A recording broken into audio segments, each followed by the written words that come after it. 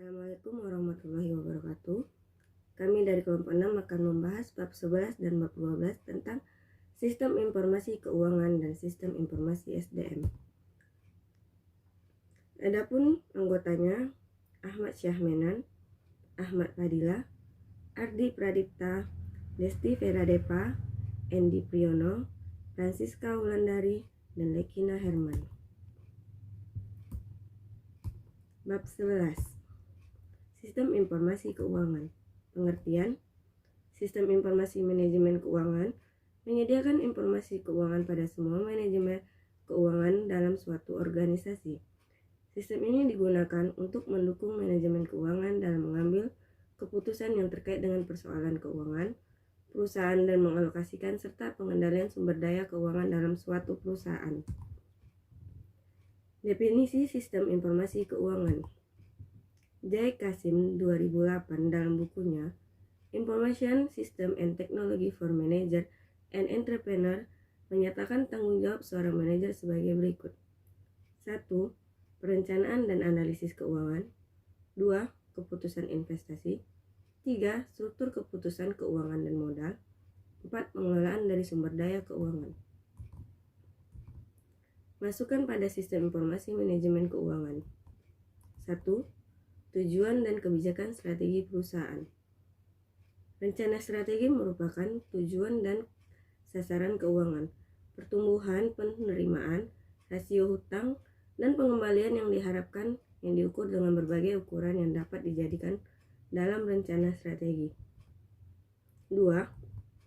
Sistem pemrosesan transaksi. Pentingnya informasi keuangan ditentukan oleh banyaknya sistem akuntansi internal. Salah satu adalah sistem memasukkan perintah ke dalam sistem akuntansi. Yang lain adalah sistem penagihan yang mengirimkan tagihan atau invoice kepada pelanggan. 3. Sumber eksternal. Informasi dari pesaing dapat dijadikan pedoman dalam membuat keputusan keuangan. Laporan tahunan dan rugi laba pesaing. Berita umum dan laporan dapat menjadi laporan sistem informasi manajemen keuangan dalam menyediakan ukuran atau sebagai dasar perbandingan. 4. Keputusan keuangan didasarkan pada informasi laporan dari sistem akuntansi. Ketergantungan organisasi sangat dibutuhkan. Sistem informasi manajemen keuangan termasuk sistem internal dan eksternal terdiri dari penarikan, penggunaan, dan pengendalian cash, dana-dana, dan sumber daya keuangan lainnya. Subsistem keuangan termasuk perkiraan keuangan, rugi laba dan biaya, dan sistem intelijen keuangan. Manajemen dana. Manajemen dana adalah fungsi penting lainnya dari sistem informasi manajemen keuangan.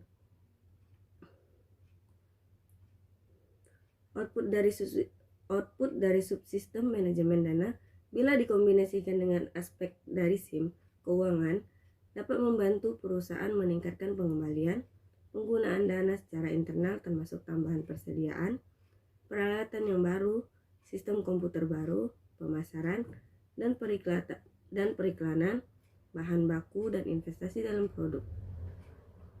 Kemampuan dalam menghasilkan laba adalah faktor yang penting dalam memperkirakan kesuksesan suatu perusahaan. Aliran kas sekarang dan masa yang akan datang juga penting. Rugi laba dan sistem biaya. Dua sistem fungsi keuangan yaitu rugi laba dan sistem biaya. Data pendapatan dan pengeluaran untuk berbagai departemen direkam oleh sistem pemrosesan transaksi dan menjadi sumber internal utama dari informasi keuangan. Suatu organisasi memiliki pusat laba, di mana artinya juga merupakan jalur biaya keseluruhan pendapatan dan laba bersih. Model sistem informasi keuangan. Sistem informasi keuangan untuk menjelaskan subsistem CBIS yang merupakan informasi kepada orang atau kelompok baik di dalam maupun di luar perusahaan tentang masalah keuangan perusahaan.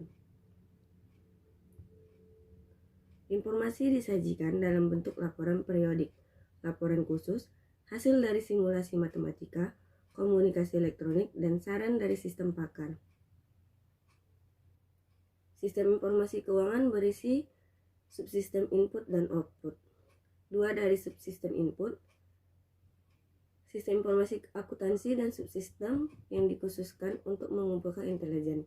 Juga terdapat pada sistem fungsional lainnya. Subsistem input ketiga, audit internal terdiri dari auditor yang menganalisis sistem konseptual perusahaan untuk memastikan bahwa data-data keuangan diproses secara tepat. Bab 12. Sistem informasi SDM. Pengertian.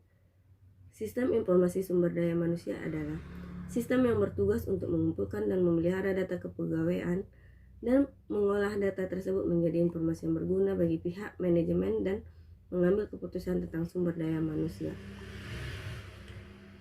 Sistem informasi SDM memberikan beberapa tujuan, yaitu dapat menghandle berbagai catatan rekaman tentang gaji, payroll, manfaat kebijakan asuransi, jalur karir, dan riwayat pegawai yang sebelumnya dilakukan dengan tangan. Dengan sistem informasi SDM dapat mengurangi kertas kerja atau paperwork dan memotong biaya administrasi. Model sistem informasi SDM.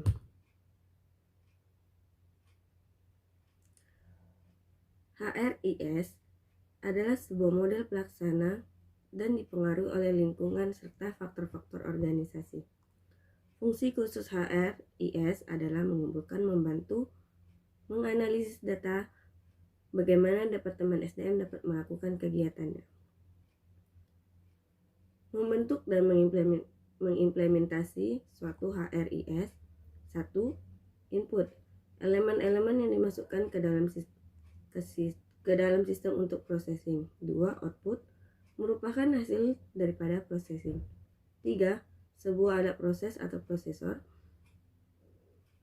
yang mana merupakan pusat transformasi. Suatu program dirancang untuk memantau dan mengontrol fungsi secara keseluruhan dari sistem komputer. 4.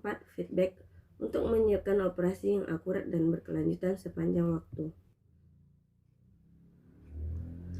Beberapa manfaat HRIS.